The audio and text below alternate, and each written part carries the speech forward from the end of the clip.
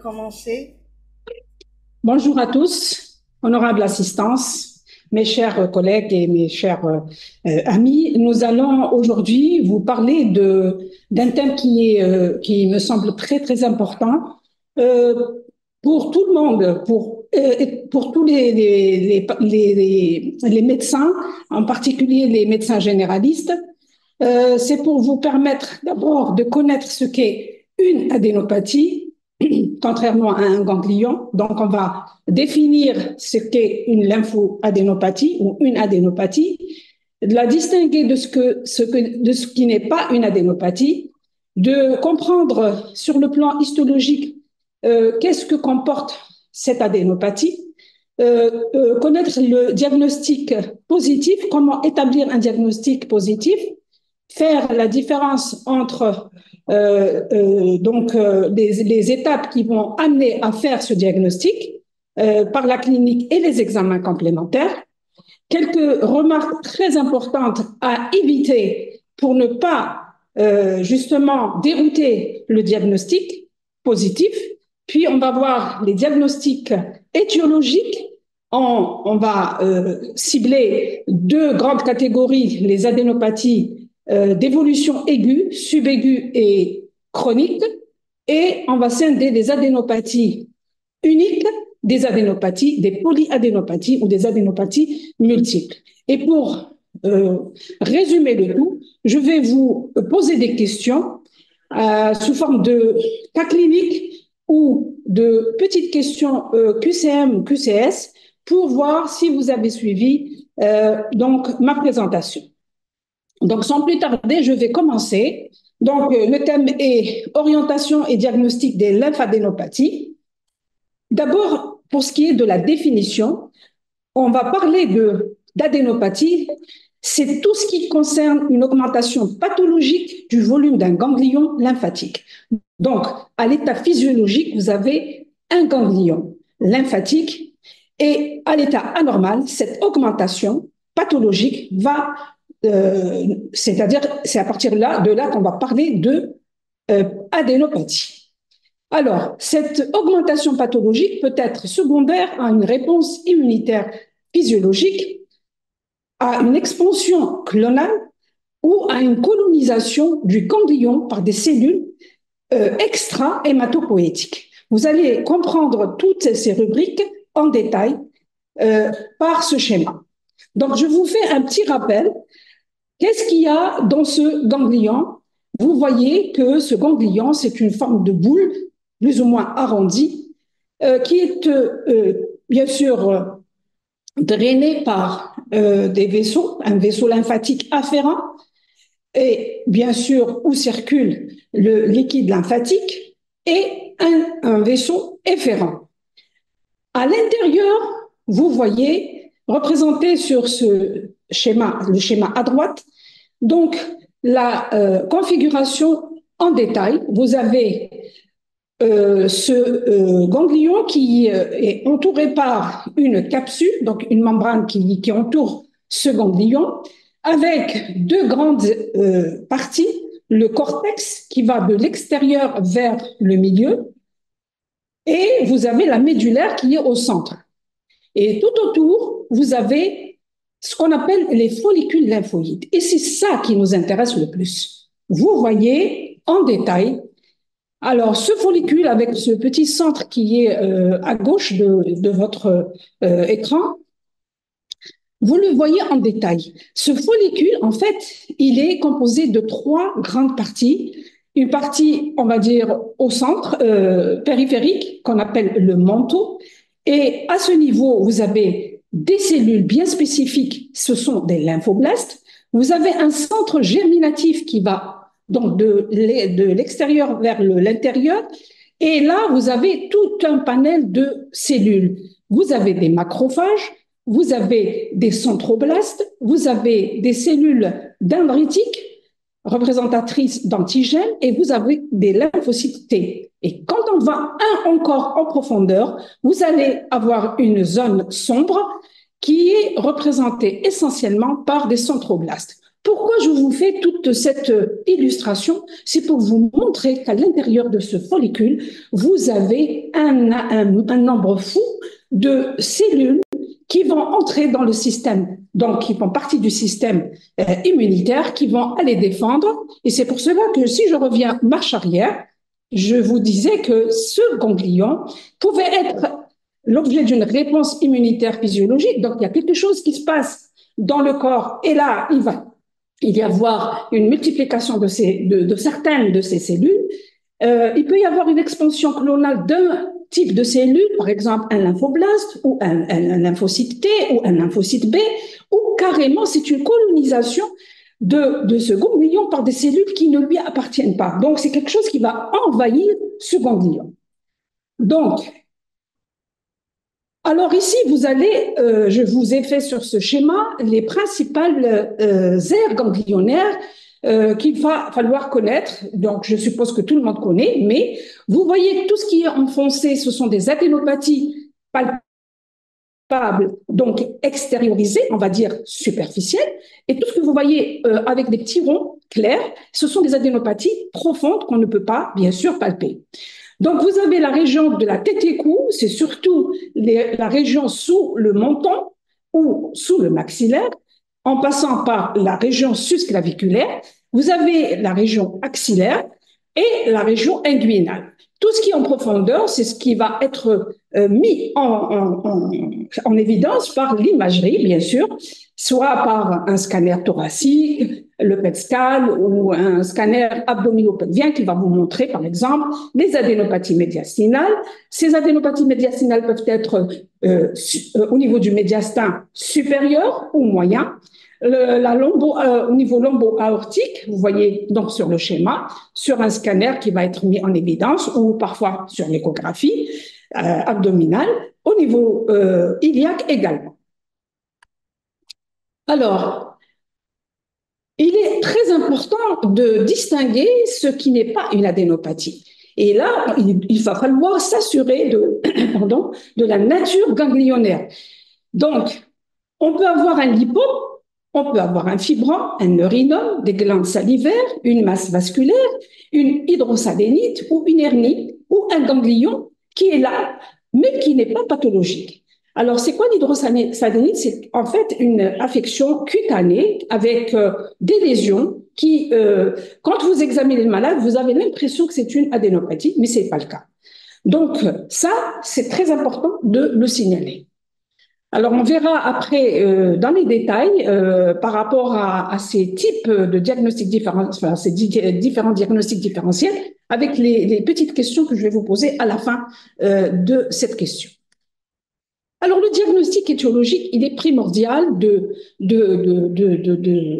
procéder par des étapes, à savoir un bon interrogatoire, très, très important à connaître et à détailler par rapport à la date d'apparition de cette adénopathie, les circonstances, est-ce que ce malade a voyagé, est-ce qu'il a de la douleur, comment ça évolue lentement, progressivement ou rapidement, est-ce qu'il y a des signes généraux, tout ça, vous allez le récolter par un bon interrogatoire.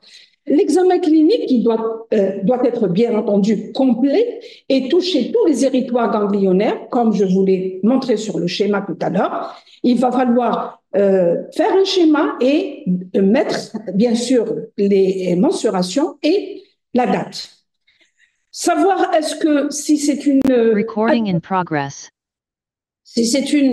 adénopathie isolée ou polyadénopathie, est-ce que ce sont des adénopathies symétriques ou non? Est-ce qu'il y a une splénomégalie ou une hépatomégalie qui sont des organes lymphoïdes qui peuvent être, bien entendu, augmentés de taille, notamment dans les hémopathies malignes et ou dans les syndromes infectieux, et rechercher un syndrome associé, un syndrome de compression, un syndrome caverne, etc. Donc, c'est tout l'examen clinique complet de votre patient qui va vous permettre, avec le bon interrogatoire, d'arriver ou de soupçonner telle ou telle cause en rapport avec cette adénopathie. Alors, j'ai un souci là.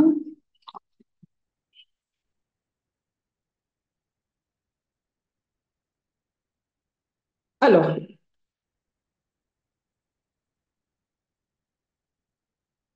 Le diagnostic étiologique, on va évoquer le caractère de l'adénopathie. D'abord, le siège ou le territoire. Est-ce que c'est une adénopathie unique ou multiple? La taille en centimètres. Est-ce que c'est mobile ou adhérent au plan profond? Est-ce que c'est une adénopathie qui est fixée? Est-ce qu'il y a de l'inflammation autour? Est-ce que cette adénopathie est douloureuse ou pas? Il faut savoir que le caractère douloureux est beaucoup plus en faveur de l'inflammation et de l'infection, contrairement aux formes indolores qui plaident en faveur d'une néoplasie dans la majorité des cas. Vous pouvez également rechercher si c'est un gros ganglion empâté ou douloureux, comme je vous le disais tout à l'heure, en faveur d'une infection. Les examens complémentaires, vous allez rajouter des examens pour pouvoir avancer dans votre démarche diagnostique, à savoir un hémogramme complet, c'est-à-dire une formule numération sanguine avec un frottis sanguin au besoin. Vous allez rechercher un syndrome inflammatoire en demandant une vitesse de sédimentation des CRP. Vous pouvez, en fonction du contexte, compléter vos examens, par exemple, par une radiothérapie, par une radio thoracique, un téléthorax ou un scanner, soit un TAP, un thoraco-abdominopelvien total, ou selon ce que vous suspectez, un thoracique exclusif ou un abdominopelvien, par exemple. Vous pouvez demander aussi une électrophorèse des protides sériques si, par exemple, votre malade vous signale des douleurs osseuses, auquel cas vous allez suspecter, par exemple, une hémopathie maligne comme une dysglobulinémie dans le cas du myélome multiple, par exemple, ou vous êtes devant un syndrome infectieux. Le taux de LDH, la lactodéshydrogénase, elle est très, très importante à demander parce que elle signe ce qu'on appelle, elle marque ce qu'on appelle l'expansion tumorale, donc très très importante, surtout si elle est élevée. Les sérologies virales, notamment si vous suspectez une maladie HIV, vous pouvez passer ensuite à la ponction ganglionnaire et à la biopsie ganglionnaire qu'on va détailler tout de suite. Alors, la cytoponction ganglionnaire est un geste qui est réalisé soit par un hématologue ou par un cytologiste spécialiste. Il s'agit donc d'un examen qui est accessible pour les adénopathies superficielles. Donc, vous allez immobiliser le ganglion entre les doigts en crochet, et puis vous allez mettre une aiguille. Vous allez aspirer, faire des mouvements de latéralité à droite et à gauche pour essayer de ramener le maximum de sucre au niveau de cette adénopathie. Ensuite, vous allez aspirer sans trop aspirer pour ne pas ramener beaucoup de sang et fausser l'interprétation de votre frottis. Vous allez ensuite étaler sur une lame ou plusieurs lames blanches. Et vous allez, en essayant de ne pas écraser justement les cellules de votre prélèvement, et sécher rapidement, colorer et lire au microscope. Alors, une remarque très importante et fondamentale que vous ne devez jamais faire. Alors, si vous voyez que votre malade, par exemple, doit faire cette cytoponction. Vous êtes obligé d'arriver à cette cytoponction. S'il vous plaît, s'il vous plaît, s'il vous plaît, vous éviterez de mettre une corticothérapie.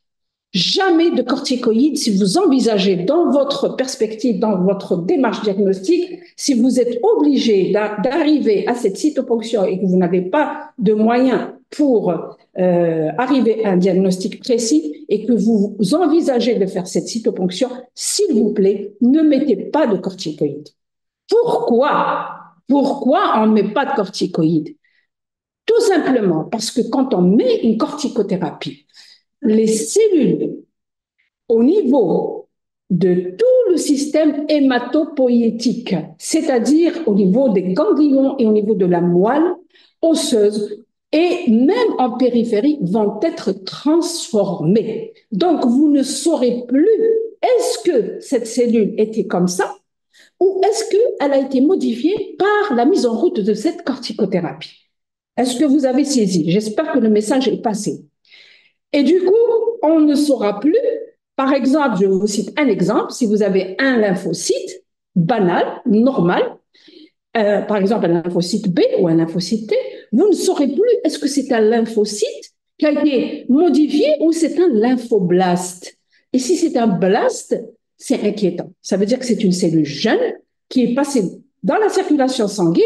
Donc, on peut penser à beaucoup de choses, entre autres une leucémie.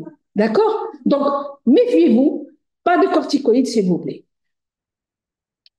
Alors, la biopsie examen complémentaire, bien sûr, cet examen, là aussi, ne jamais préconiser ni de corticothérapie avant, ni de chimio, bien entendu. Vous ne pouvez pas instaurer une chimiothérapie si vous n'avez pas un diagnostic de certitude. Ça c'est clair.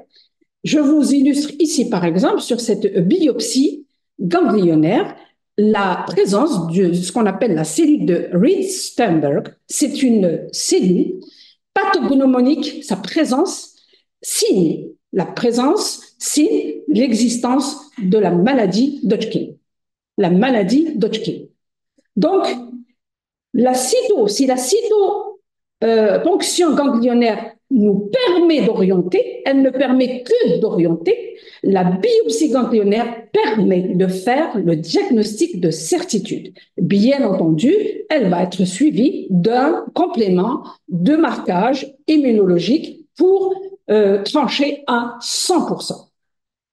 Donc, biopsie ganglionnaire égale diagnostic de certitude. Cytologie ganglionnaire égale un diagnostic de présomption, donc d'orientation. Dans les deux cas, aucune corticothérapie, bien entendu chimiothérapie, ne seront prescrites avant ces deux gestes. Donc, quand est-ce qu'on va réaliser cette biopsie ganglionnaire? Si on ne trouve pas d'étiologie, donc on a essayé de rechercher à l'interrogatoire, à l'examen, c'est pas très clair.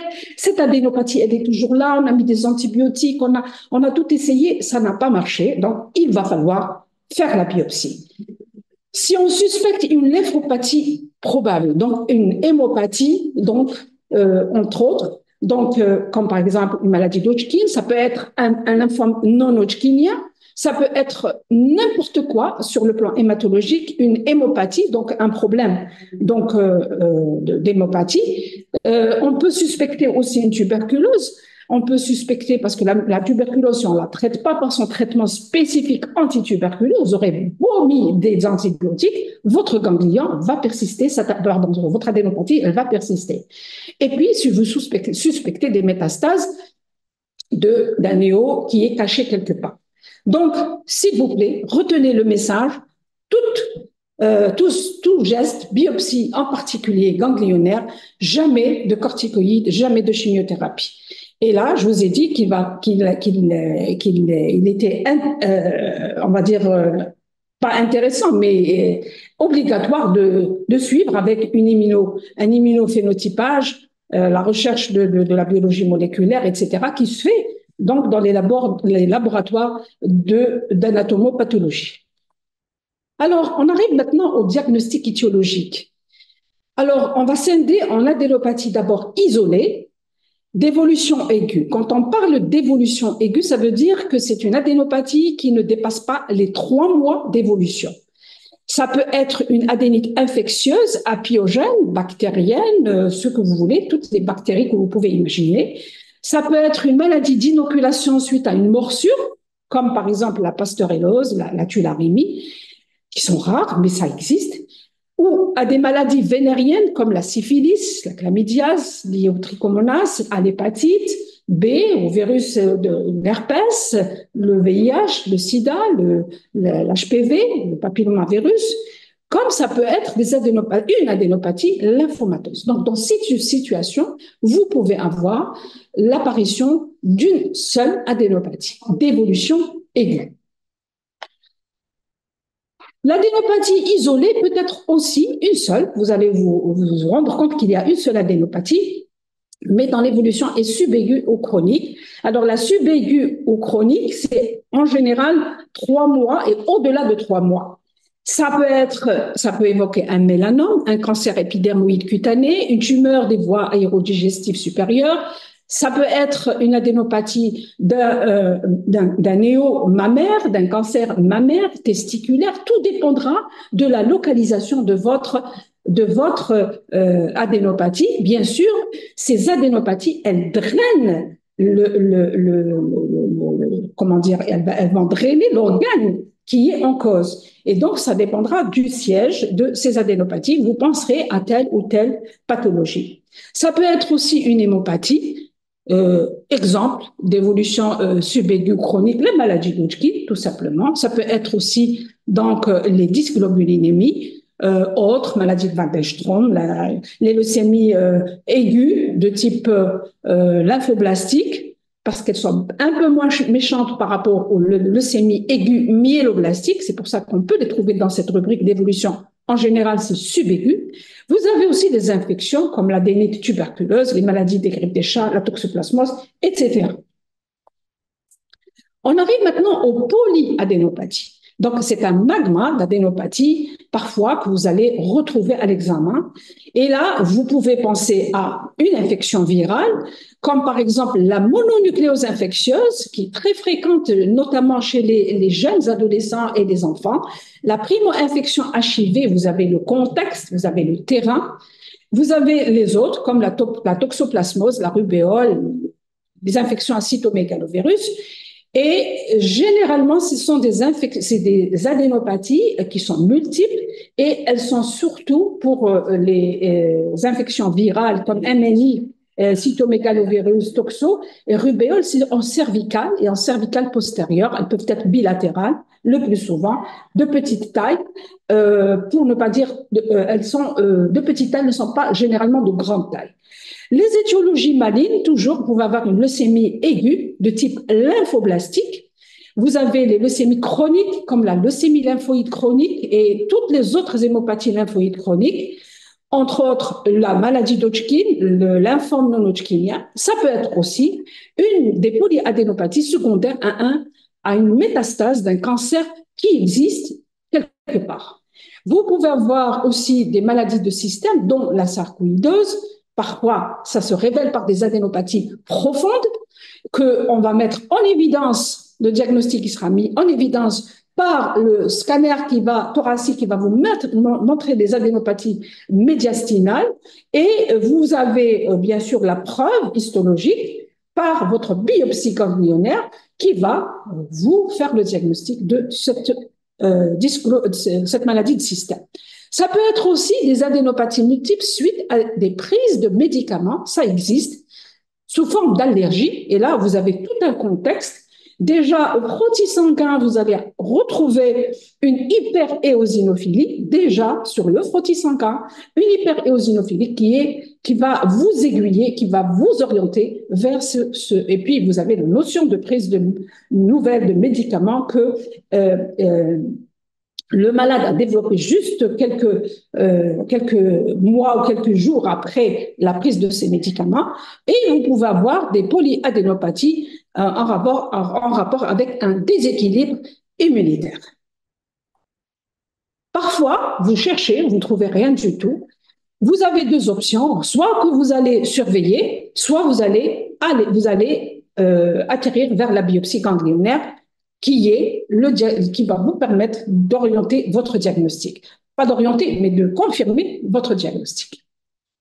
Alors, si juste pour vous montrer un algorithme pour vous parler des adénopathies, quand vous avez une adénopathie isolée, donc vous êtes obligé de bien regarder, de bien examiner le territoire de drainage en regard de cette adénopathie, rechercher la moindre porte d'entrée, le moindre détail. C'est très, très important.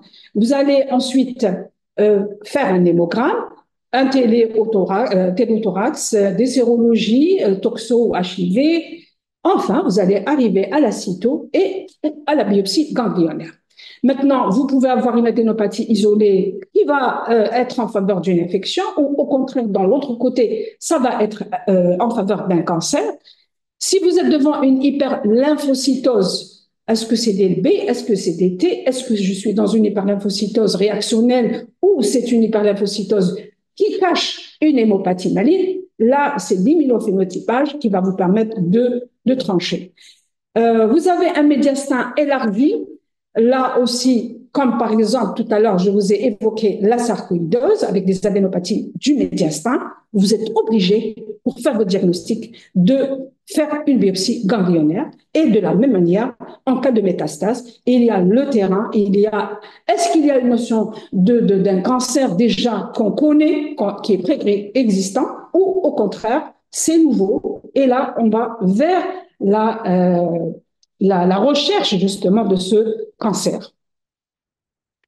Alors, en conclusion, ce que vous devez retenir, c'est que toute adénopathie doit absolument être suivie d'une démarche diagnostique. C'est-à-dire que vous ne pouvez pas passer à côté. Il ne faut jamais sous-estimer cette adénopathie. Pour s'aider, il va falloir bien déterminer les caractéristiques cliniques de votre patient et bien entendu de votre adénopathie. Si nous sommes devant une adénopathie isolée, on est soit devant une cause locale infectieuse ou au contraire un cancer. Si nous sommes devant des polyadénopathies, pensez surtout à l'infection, aux infections virales ou au contraire à l'hémopathie. La cytoponction permet d'orienter le diagnostic et la biopsie de faire le diagnostic. Voilà, donc j'ai terminé avec la partie théorique. Je vais essayer de vous poser des questions et de vous tester. Suivez très bien les questions et je pense que vous allez trouver. Alors, on va commencer par le premier QCL. Au cours d'un syndrome mononucléosique, MNI, les deux étiologies dans lesquelles la présence d'adénopathie, donc vous avez des polyadénopathies et vous avez une angine ou une rhinopharyngite. Donc vous avez deux choses. On vous pose la question, on vous dit si vous êtes devant un syndrome mononucléosique, c'est-à-dire comment on va savoir qu'on est devant un syndrome mononucléosique? C'est tout simplement, on va faire un frottis et on va voir qu'il y a des cellules qui sont évocatrices sur le frottis et l'hématologue ou le cytologiste vous dit c'est en faveur d'un syndrome mononucléosique. Donc, je vous pose la question. Vous êtes devant un syndrome mononucléosique. Vous avez des adénopathies et vous avez une angine ou une rhinopharyngite. La question qui est posée, quelles sont justement les deux étiologies parmi les 5 énumérées ici qui vous semblent les plus probables? Est-ce que c'est une infection à Epstein-Barr virus comme MNI, infection à cytomégalovirus? Est-ce qu'on va penser à la toxoplasmose? Est-ce qu'on va penser à la primo-infection HIV ou là, on va penser à la leptospirose ictéro-hémorragique? Parmi ces 5 réponses, quelles sont les plus probables?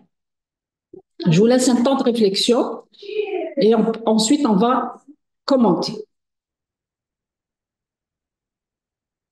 Bon, comme je ne peux pas avoir vos réponses directement, je vais vous donner les réponses et je vais m'expliquer. Voici les réponses. Infection à l'Epstein-Barr virus, MNI. Pourquoi? Parce que déjà, on me dit que je suis devant un syndrome mononucléosique. 1. Première possibilité. 2. Alors, il y a des gens qui ont répondu A et B. Et des réponses selon le contexte. Donc, je vous donne les explications. Infection à EBV, c'est OK. Donc, la MNI, déjà, vous avez un syndrome mononucléosique.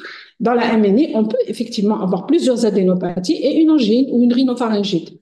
Infection à cytomégalovirus, ce n'est pas le cas. Pourquoi? Parce que dans ce cas, les adénopathies, en général, ne sont pas multiples.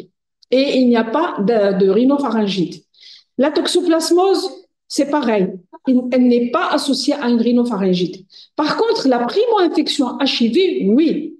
Pourquoi? Parce que c'est des patients qui sont immunodéprimés, ils font toutes sortes d'infections entre autres une angine ou une rhinopharyngite qui peut se voir au début de l'infection HIV. La leptospirose ictéro-hémorragique, donc vous avez l'ictère et vous avez l'hémorragie, chose qui n'est pas mentionnée dans cette question. J'espère que vous avez bien saisi pourquoi on a éliminé les autres et pourquoi on a retenu la réponse A et la réponse D. Si vous avez des questions, vous me les poserez après, hein, il n'y a pas de souci. Alors,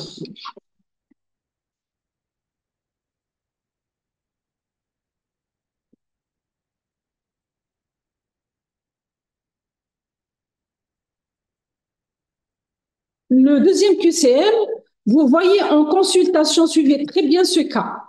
Un patient de 56 ans qui consulte pour une tuméfaction sous-cutanée localisée au niveau du cou, apparu il y a quelques semaines. Le patient a pour antécédent une hypertension artérielle qui est traitée et une dyslipidémie traitée par des statines et un tabagisme actif à raison de 40 paquets par jour.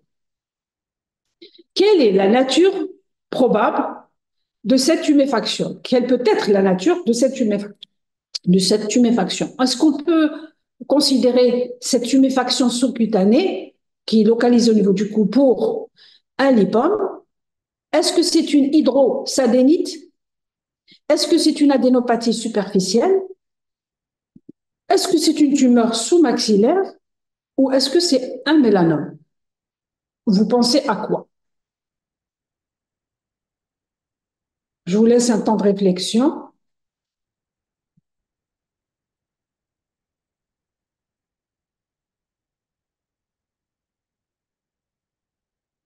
Alors, on va avancer. Voici les réponses. Un lipome. C'est une tuméfaction sous-cutanée localisée au niveau du cou, apparue il y a quelques semaines. Pourquoi il ne ferait pas un lipome? Ça peut être un lipome. On ne peut pas l'exclure tant qu'on n'a pas vérifié ce qu'il y a à l'intérieur de cette tuméfaction. On vous a dit tuméfaction. La tuméfaction, c'est quelque chose qui apparaît. On ne vous a pas donné beaucoup de détails. On ne vous a pas dit si c'était dur, est-ce que c'était fixé, est-ce que c'était... Non, on vous a juste dit qu'il y avait une tuméfaction. Donc, je ne peux pas écarter le lipome. Ce n'est pas une hydrosadénite. Pourquoi? Parce que l'hydrosadénite, je vous l'avais expliqué, il y a une surinfection cutanée. Donc, il y a quelque chose que vous allez revoir et bien distinguer et bien constater à votre examen clinique, sur votre examen clinique. Donc, vous allez retrouver cette surinfection, vous allez retrouver du pus, vous allez retrouver... C'est pas le cas. Donc, on l'exclut. Ça peut être une adénopathie superficielle. Oui, pourquoi pas? Ça peut être une adénopathie qui n'est pas fixée. C'est une adénopathie unique, puisque là, ils vous disent localisée, superficielle, parce que là, elle est accessible à l'examen. Ça peut être une tumeur sous-maxillaire. D'accord? Là aussi, c'est possible. C'est tout à fait possible. Par contre, on ne peut pas avoir le mélanome. Pourquoi le mélanome? Généralement, quand on a un mélanome au stade de ganglion, il y a plusieurs adénopathies le plus souvent, et puis vous avez des signes cliniques. Ça peut être un mélanome cutané, ça peut être un mélanome muqueux avec des signes dermatologiques, chose qui n'a pas été mentionnée dans ce cas clinique. Donc, on pensera beaucoup plus à un lipome ou à une adénopathie superficielle ou à une tumeur sous-maxillaire. Ça peut être une tumeur sous-maxillaire, pourquoi pas? Une tumeur bénigne, par exemple. Devant la présence d'une adénopathie maintenant claviculaire, donc vous êtes en sus-claviculaire, vous complétez votre examen clinique en précisant la taille, la consistance, le caractère douloureux. Est-ce que cette adénopathie est adhérente au plan profond? Est-ce qu'elle est unique? Est-ce qu'elle est multiple? Quelles sont les réponses exactes? Alors, si vous êtes devant la présence d'une adénopathie unique, isolée, est-ce qu'elle exclut le diagnostic de lymphome? Si vous avez une adénopathie susclaviculaire, vous avez bien regardé comment elle est et tout ça, et vous vous dites, le fait d'avoir une adénopathie unique, isolée, j'écarte le diagnostic de lymphome. Est-ce que c'est vrai? 2. La taille de l'adénopathie est plus de 1 cm. Est-ce que ça, c'est un critère qui va vous permettre de vous orienter vers une origine maligne? Si vous avez une taille de plus de 1 centimètre, pour vous, égale cancer. Est-ce que c'est vrai? Est-ce que vous trouvez que c'est logique? Troisième question. L'aire ganglionnaire susclaviculaire gauche, c'est ce qu'on appelle le ganglion de Troisier, peut révéler un cancer digestif ou testiculaire. Est-ce que ça, c'est vrai ou c'est faux? Quatrième question. Une pathologie infectieuse ou auto-immune est peu probable, on vous dit, la pathologie, si vous pensez à un problème infectieux ou auto-humain, est peu probable si l'adénopathie est dure, immobile et comprime les structures voisines. Est-ce que c'est vrai ou pas? Si vous êtes devant un contexte infectieux, une pathologie infectieuse ou auto-immune, l'adénopathie, elle est dure, elle est immobile et elle comprime les structures voisines. Est-ce que ça, c'est logique pour vous? Et enfin, une adénopathie douloureuse avec une peau inflammatoire va vous faire évoquer une cause infectieuse. Donc, il y a du vrai dans ces réponses et il y a du faux. Quelles sont celles qui vous semblent les plus justes? Quelles sont les réponses exactes?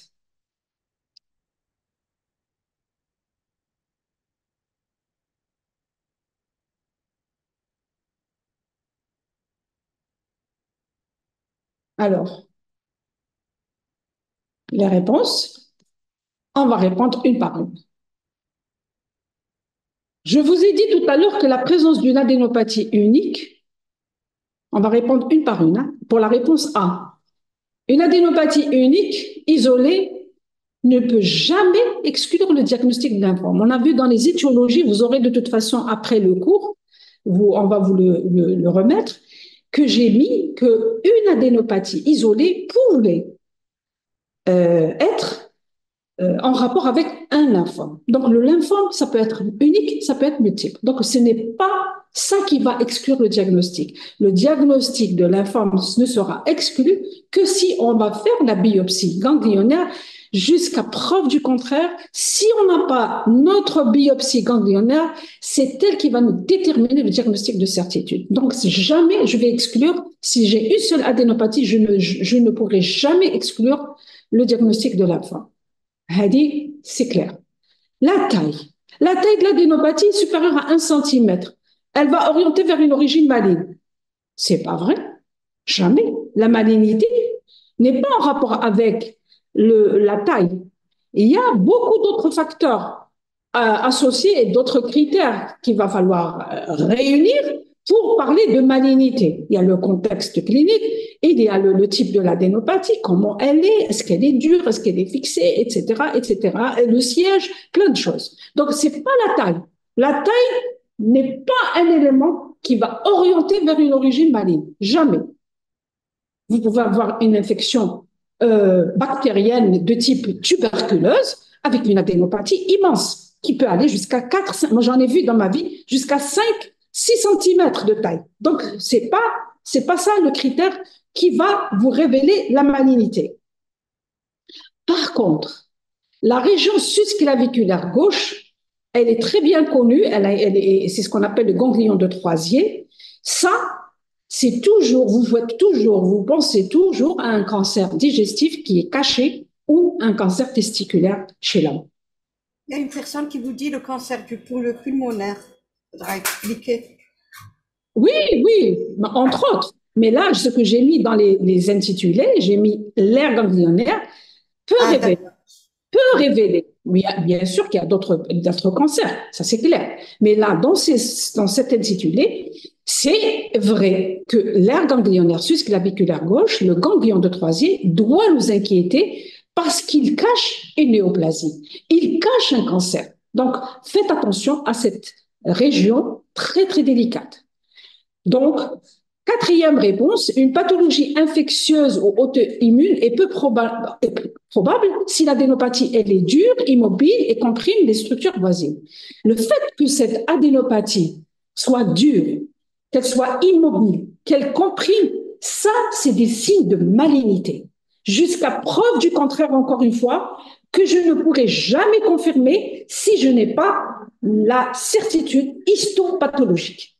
Donc, il est très peu probable que cette pathologie infectieuse ou auto-immune me donne ce type d'adénopathie. Généralement, c'est des adénopathies qui sont mobiles, que je peux déplacer avec des mouvements que je vais effectuer avec la main, qui ne compriment pas, contrairement aux adénopathies d'origine tumorale, d'origine maligne.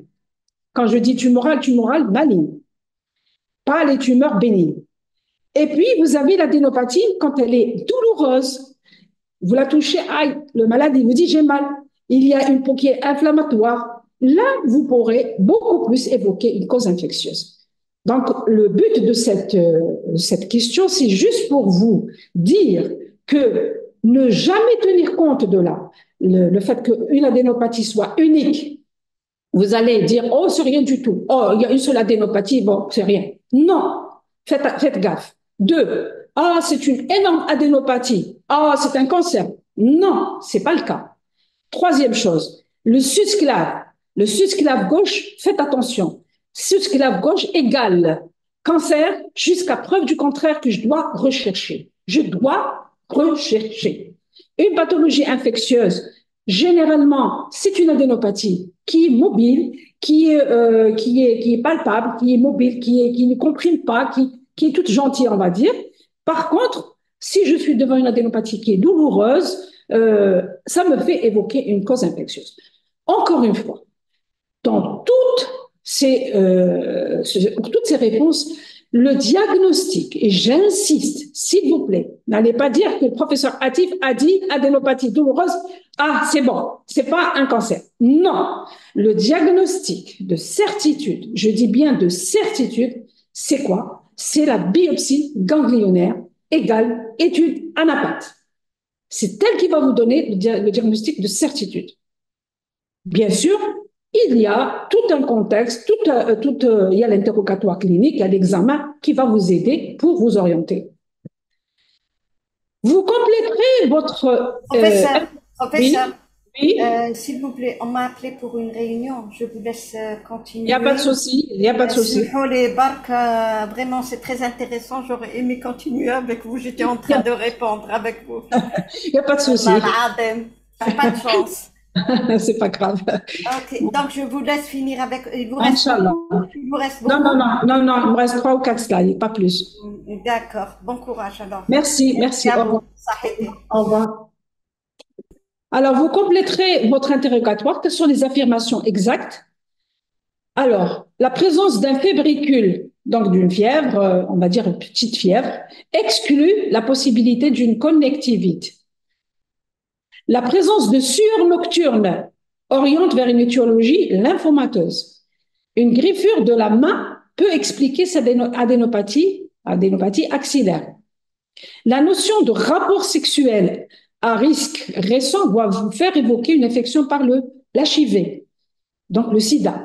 Un antécédent familial de cancer colique doit être recherché. Parmi ces interrogations, quelles sont qui vous sembleraient les plus exactes?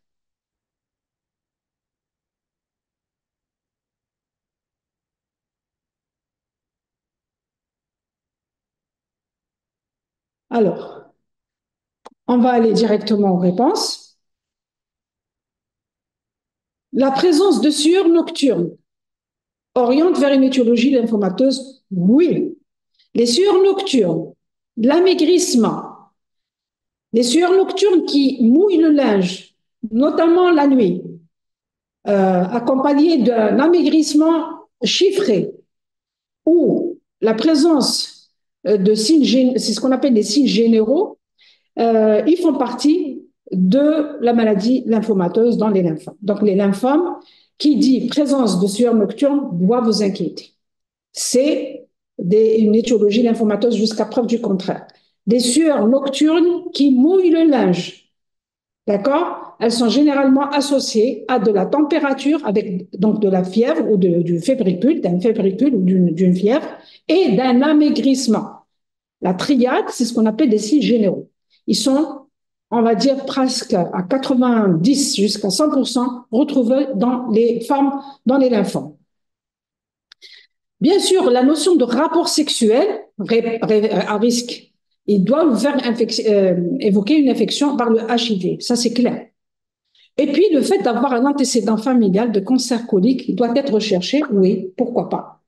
D'accord? Si on a un antécédent familial, il faut voir est-ce que ce malade n'a pas un polype qui a dégénéré, par exemple, et qui a été la raison, enfin la cause de cette adénopathie.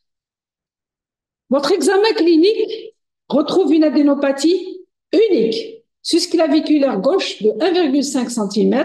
Elle est dure, pierreuse, adhérente au plan profond. Le patient vous rapporte par ailleurs une altération de l'état général depuis quelques mois avec une perte de poids de 5 kg. Il a également des troubles du transit avec une alternance de constipation et diarrhée et des selles très noires. À quoi vous pensez? Donc, adénopathie susclave, pierreuse, adhérente au plan profond, donc elle est très fixée, altération, donc il y a des signes généraux, une perte de poids, des troubles du transit. À quoi vous pensez? Avec des selles très noires.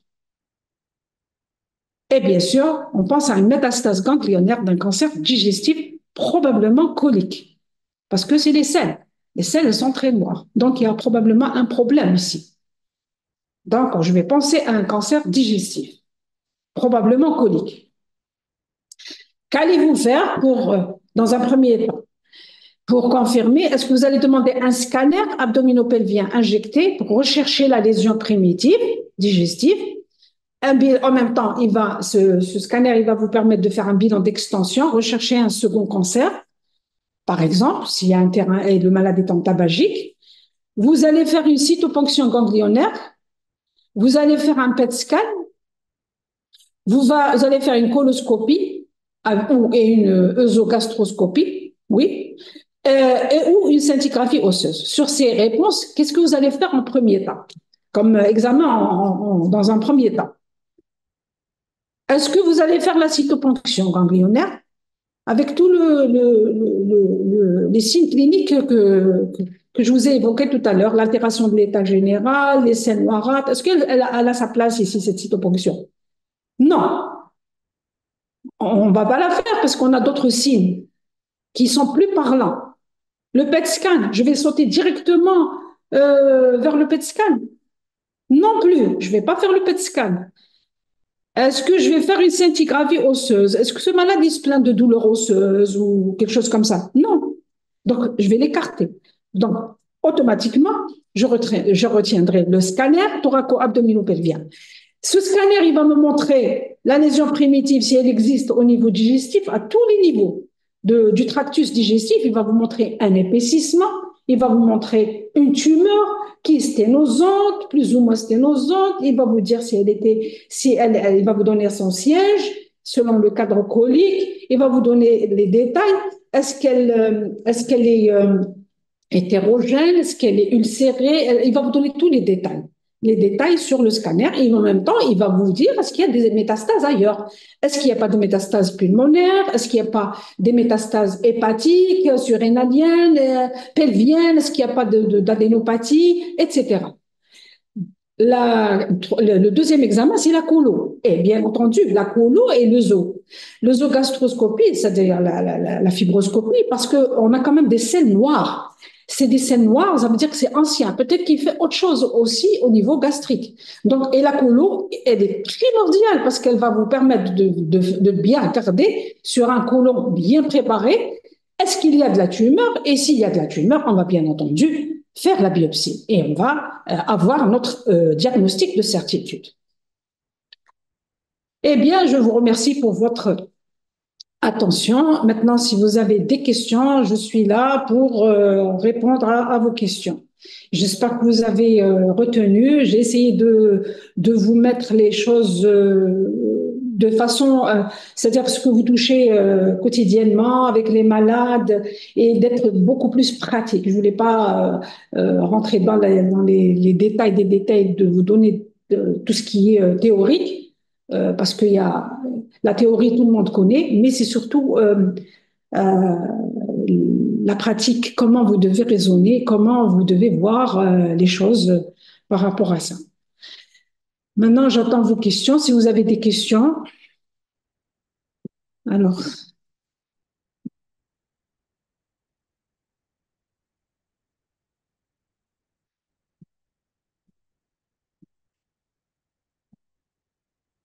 S'il y a des questions, pêche,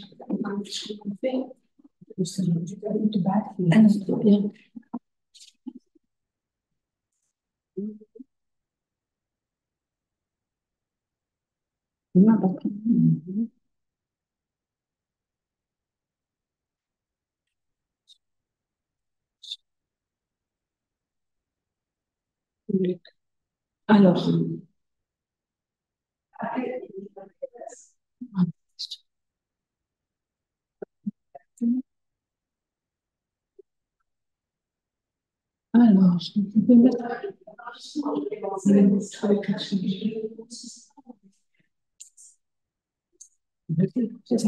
Ça y est, je vais répondre aux questions.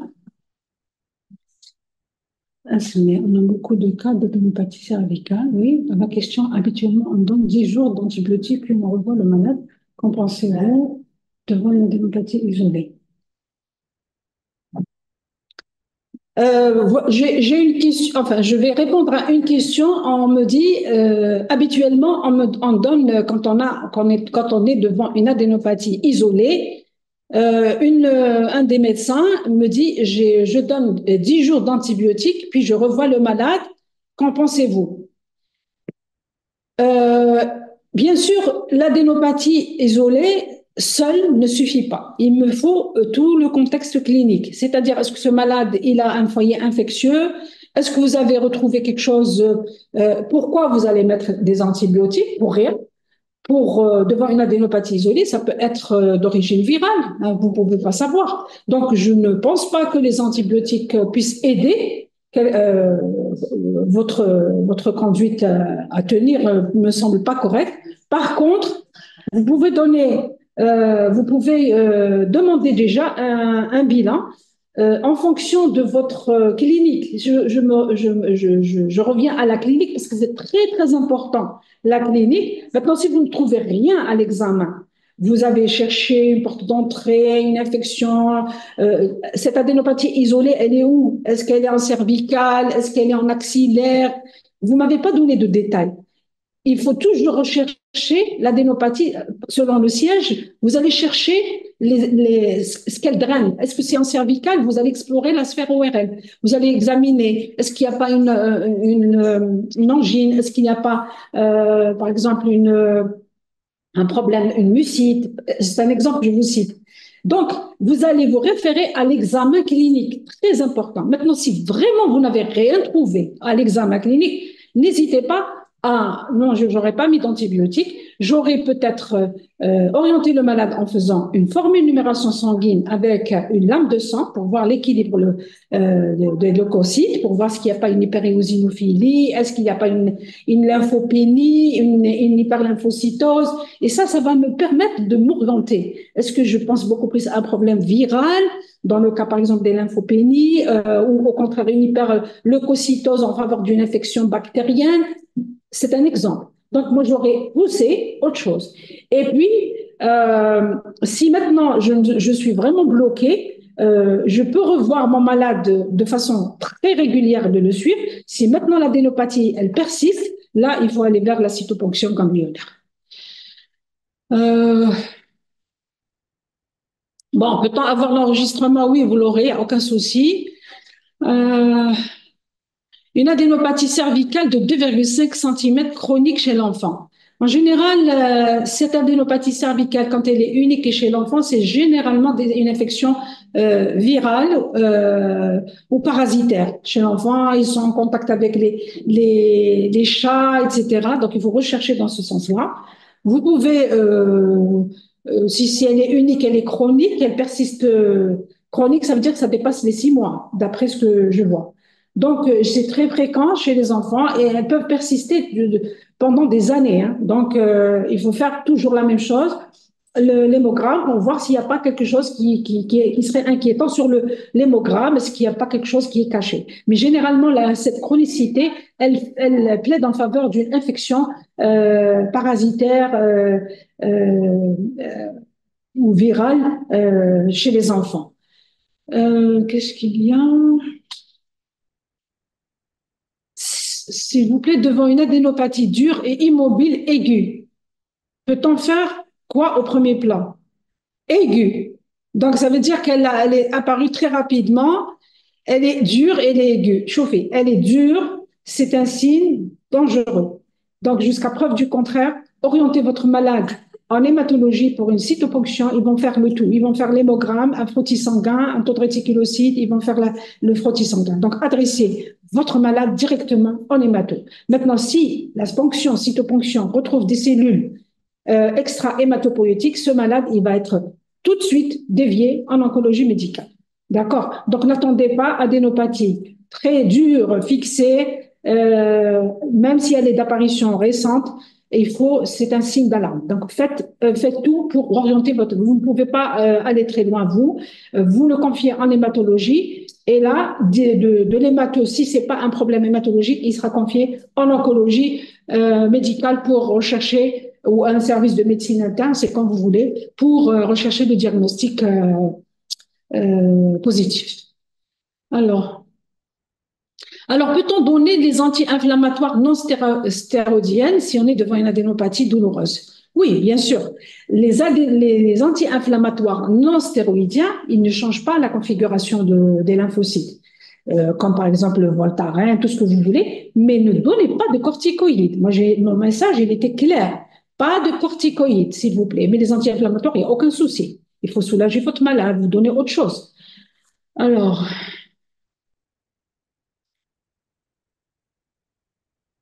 alors. hum, Chez un enfant, après une cytoponction, on a trouvé une adénopathie cervicale tuberculeuse. Oui, ça existe.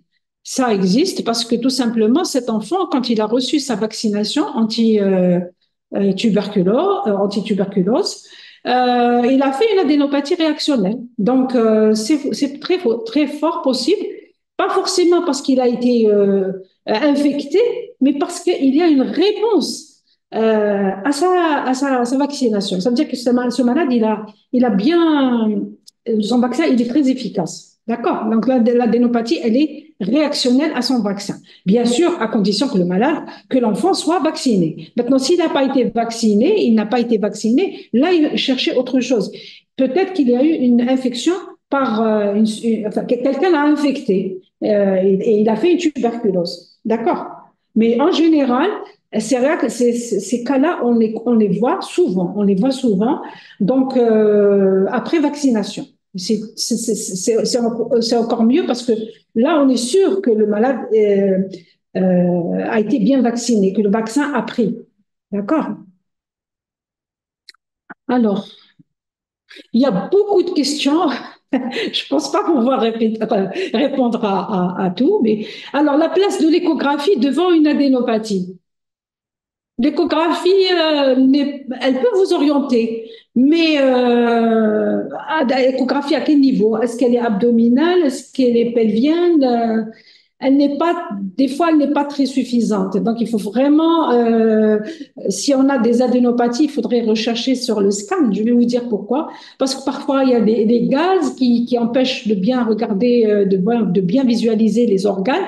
Donc, il n'y a pas mieux que le scanner. Le scanner, avec injection du produit de contraste, va vous permettre de donner des détails, non seulement de l'adénopathie, et sachez que les détails sur le scanner sont mieux donnés sur le scanner que sur l'écho. Et en plus, il va vous mettre en évidence les organes qui sont au voisinage de cette adénopathie. Je cite par exemple, si on a une tumeur, par exemple, au niveau de l'estomac, elle va être visualisée. Si vous avez des adénopathies périgastriques, vous allez voir au niveau de l'estomac, est-ce qu'il y a un épicissement, est-ce qu'il y a quelque chose d'anormal, est-ce qu'il y a une tumeur. D'accord. Donc, l'écho, à mon avis, elle n'est pas très suffisante. Non, moi, je ne me contenterai pas d'une échographie simple et je demanderai un scanner. Selon la région, bien sûr. Un thoracique ou abdominal ou pelvien ou abdominopelvien, tout dépendra des cas. Alors, est-ce que la présence de la nécrose caséeuse sur cytoponction est suffisante pour débuter le traitement antituberculeux sans biopsie? Oui. Alors, pourquoi? Parce que la nécrose caséeuse, vu le contexte clinique, est très, très suffisante sur cytoponction pour demander le traitement antituberculeux. On n'est pas obligé de passer par la biopsie. On va faire l'IDR, on va faire toute la batterie à la recherche de l'infection tuberculeuse, la recherche des antécédents, etc., dans la fratrie, la famille, et la nécrose caséeuse, effectivement, elle plaide en faveur de la tuberculose. D'ailleurs, il y a beaucoup de malades qui atterrissent en ORL, par exemple, pour des adénopathies, suspicion d'adénopathie d'origine tumorale, maligne. Et en fait, en fin de compte, la cytoponction, quand on jette l'aiguille, on retrouve de la nécrose. C'est du pus carrément, et c'est de la nécrose qui est caséeuse. Elle est très spécifique.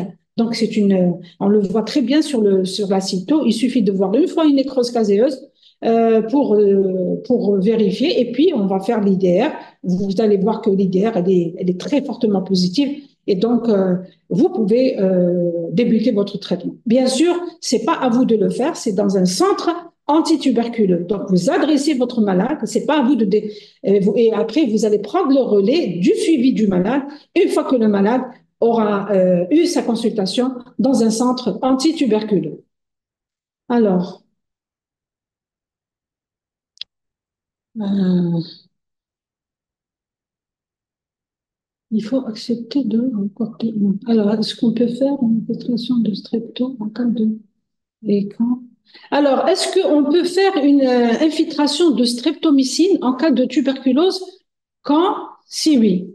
Euh, Ici, moi, je ne suis pas spécialiste en infectieux, donc je ne suis pas infectiologue. Vous devez vous adresser aux infectiologues, des spécialistes qui vont vous répondre, qui vont bien vous répondre sur cette question. Donc, moi, je ne suis pas spécialisée donc dans ce domaine. Euh, Conduite à tenir devant une adénopathie unique inguinale douloureuse chez un enfant de 8 ans. Alors, ce malade, il a de la douleur, c'est un enfant, il a donc 8 ans et il a une adénopathie inguinale. Et là, il va falloir faire un bon examen. Donc, il faut absolument passer les investigations complémentaires et faire un scanner. Pourquoi il ferait cette adénopathie douloureuse? Elle est unique en plus. Il y a quelque chose qui n'est pas, qui cloche ici. Et puis, elle est douloureuse. Elle évolue depuis quand? Je ne sais pas. Ça n'a pas été mentionné. Est-ce que c'est aigu? Est-ce que c'est chronique? Est-ce que c'est subaigu? Ce malade, il faut pas le lâcher, cet enfant. Attention, les adénopathies inguinales peuvent cacher une forme, je ne sais pas pour vous alarmer, mais c'est juste pour attirer votre attention qu'il existe d'authentiques leucémies aiguës chez l'enfant inguinale en rapport avec une forme bien déterminée de leucémie aiguë qui est la forme testiculaire. Donc, méfiez-vous. Il faut vous rapprocher d'un pédiatre et c'est à lui d'explorer parce que c'est pas normal. Attention, adénopathie unique inguinale, testicule, leucémie aiguë du testicule chez l'enfant. Ça se voit, ça existe. Moi, j'en ai vu dans ma vie. J'en ai vu beaucoup. Donc, faites attention. C'est pas pour vous, je vous dis encore de vous alarmer, mais il faut l'avoir dans l'esprit. Ça peut être bénin comme ça peut être malin. Donc, le confier à un pédiatre. Et là, il va faire le point, il va faire l'hémogramme, il va faire la formule, il va voir s'il n'y a pas un problème au niveau de la formule, il va faire le scanner, etc. Qu'est-ce qui cause cette adénopathie? Pourquoi elle est là?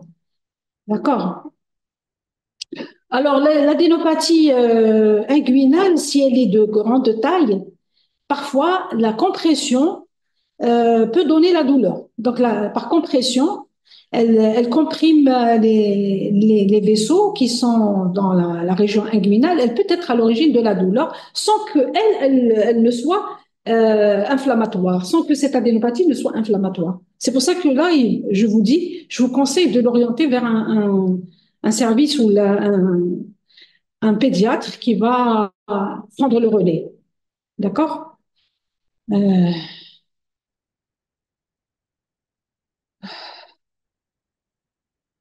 euh,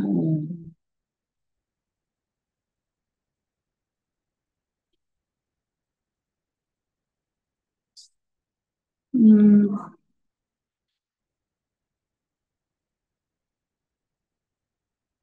Alors, s'il vous plaît, conduite à tenir devant une adénopathie mésentérique avec douleur abdominale chez l'enfant. C'est pareil, madame. C'est pareil pour l'adénopathie mésentérique. Est-ce qu'elle est unique? Est-ce qu'elles sont multiples? Et des douleurs abdominales. Là, c'est inquiétant. C'est inquiétant. Donc, là aussi, vous êtes obligé de faire un scanner. Vous êtes obligé de faire un scanner, un scanner abdominopelvien pour voir qu'est-ce qui se passe. Et puis là aussi, orienter le malade vers un service de pédiatrie. Parce que c'est pas normal aussi qu'il ait des adénopathies comme ça, abdominales. Là aussi, abdominales, si c'est compressif, ça va donner de la douleur. Donc, euh,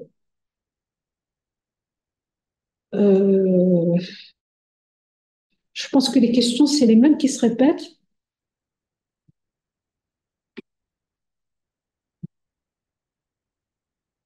En train de voir ce qu'il y a autre chose.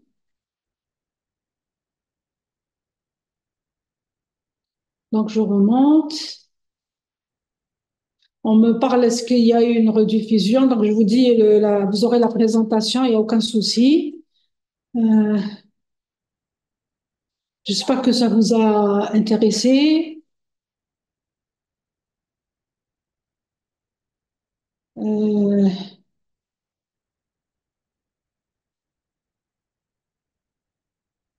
bon, j'ai répondu, il y a une autre question. Devant une adénopathie dure et immobile aiguë, qu'est-ce qu'on fait au premier plan?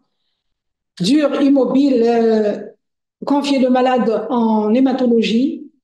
Et c'est lui l'hématologue qui va faire le point, il va faire tout ce qu'il faut pour étiqueter cette adénopathie. Je préférerais que ça soit un hémato plutôt qu'un un cytologiste, parce que l'hémato a la possibilité de réaliser lui-même la cyto, donc vous allez gagner du temps, et puis faire d'autres explorations. Il va explorer, il va faire l'hémogramme complet, il va regarder le frottis sanguin. Est-ce qu'il y a des cellules anormales? Est-ce qu'il y a des blastes? Est-ce que c'est pas, ça cache pas quelque chose? Et est-ce que c'est pas une forme carrément de néoplasique d'une lymphopathie? D'accord. Euh,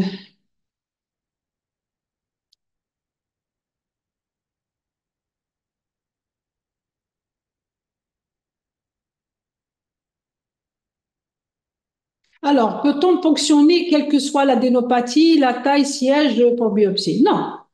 La cytoponction ganglionnaire n'est réalisable que pour les adénopathies qui sont accessibles à l'examen, que vous pouvez palper. Donc, elles sont superficielles.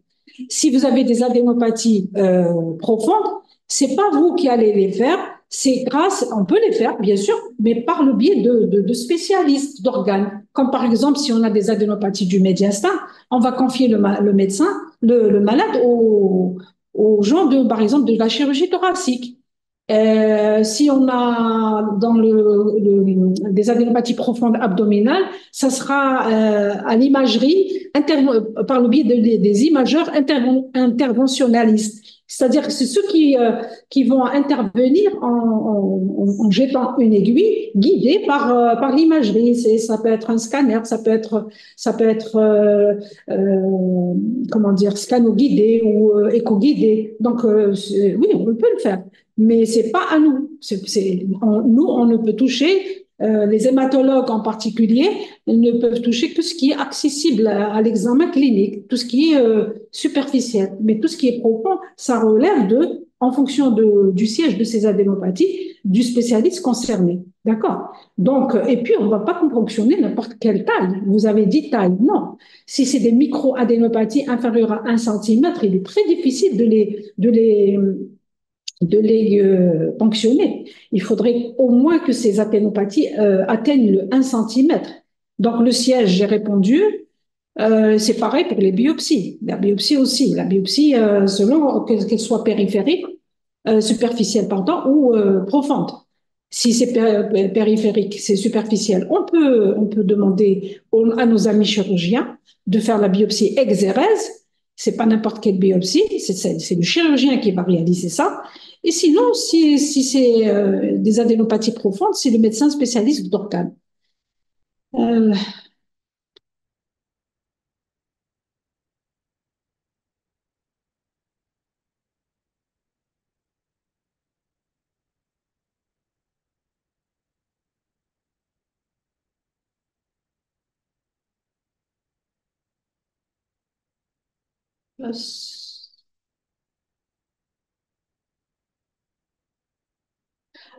ça c'est une bonne question. Pourquoi certains enfants développent des lymphadénites abdominales après une angine et d'autres non? Bon, ça c'est je vous ai montré au départ les adénopathies axillaires, les adénopathies superficielles et les adénopathies profondes. Ça fait toujours partie des adénopathies et donc qu'elles soient profondes ou superficielles, c'est des adénopathies. Donc c'est parmi les adénopathies, c'est des organes lymphoïdes comme l'hépatomégalie qui se développe, comme la splénomégalie. Donc il y a certains enfants qui ont une réponse immunitaire très, très importante qui fait que même les adénopathies, vous vous rappelez du schéma que je vous ai montré tout à l'heure, la structure du ganglion, qu'est-ce qu'il y avait comme lymphocytes, comme cellules de l'immunité. Donc, toutes les cellules de l'immunité elles vont intervenir. Et là, il y a des enfants qui font effectivement des adénopathies abdominales après une angine. D'autres non, parce que selon l'intensité, selon la réponse immunitaire, de chaque enfant. Et des adénopathies, parfois, juste locorégionales suffisent. Pour d'autres, ce n'est pas suffisant, ou que le virus qui a été, que l'enfant a contracté était tellement virulent qu'il a nécessité des adénopathies, plus d'adénopathies, donc plus de réactions de l'immunité, donc plus de cellules immunitaires. C'est pour ça qu'ils font des adénopathies abdominales. D'autres non, parce que les adénopathies qui drainent l'endroit où il y a eu l'infection, par exemple, je cite l'exemple de l'angine, parfois c'est locorégional et c'est suffisant. Mais dans le cas où ce n'est pas suffisant, le système donc immunitaire va solliciter les autres adénopathies et ce sont des adénopathies. Il n'y a rien de spécial. C'est des adénopathies comme les autres. Donc c'est pour ça que certains ils font ces formes de lymphadénite abdominale et d'autres non. D'accord. J'espère que vous avez saisi le message que je veux vous transmettre. C'est des adénopathies. Ça change rien. C'est selon comment dire, l'immunité de l'enfant, si c'est un malade qui démunit ou là, il a une bonne immunité. Parfois, localement, ça suffit. Maintenant, si c'est pas le cas, il va faire appel à d'autres adénopathies. Pourquoi? Parce qu'ils vont former toutes les cellules de l'immunité que je vous ai évoquées tout à l'heure. Voilà. Voilà, je pense que j'ai répondu pour l'ensemble des questions. Généralement, il y a des questions qui se répètent. Voilà, donc je vous donnerai la présentation, elle est à vous. Donc, c'était pas très, très détaillé, mais c'était beaucoup plus, je vous ai donné beaucoup plus des choses pratiques que vous devez appliquer et s'il vous plaît, pas de corticoïdes, s'il vous plaît, pas de corticoïdes. Ne faites pas cette bêtise, jamais. Parce que vous allez dérouter le diagnostic et là, on ne saura plus ce qu'il y a. Voilà, je crois que je vais finir et donc je vous remercie pour votre attention en espérant vous voir, Inch'Allah, dans d'autres prochaines présentations. Si vous avez des thèmes qui vous intéressent sur le plan onco et hémato, c'est pareil, parce que je suis hématologue et je suis oncologue. Donc, vous ne profitez pour me poser des questions, des thèmes, si vous voulez qu'on fasse, Inch'Allah, ultérieurement, peut-être après Ramadan, peut-être, après Ramadan, peut-être. Après le Ramadan, Inch'Allah, peut-être. Mais si vous avez des suggestions, n'hésitez pas à les communiquer et nous, on tiendra compte de vos demandes. Et je vous remercie.